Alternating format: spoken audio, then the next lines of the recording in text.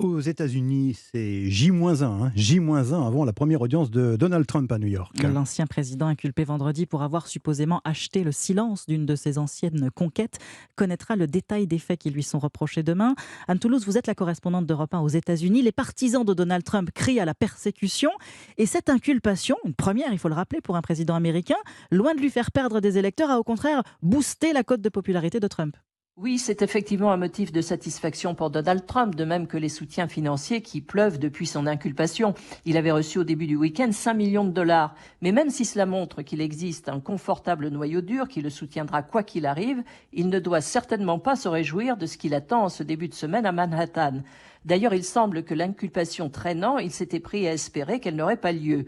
Un sondage réalisé pour la chaîne de télévision ABC devrait lui donner à penser, car si les 2 tiers des républicains interrogés pensent que cette inculpation n'a pas lieu d'être, cela laisse tout de même un tiers qui estiment le contraire ou qui sont indécis.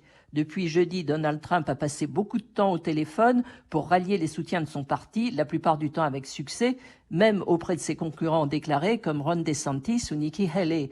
Il serait en effet suicidaire pour un prétendant républicain de s'aliéner une fraction du parti. Il y en a pourtant un qui a osé. Le républicain Asa Hutchinson a annoncé hier sa candidature pour la présidentielle américaine de 2024.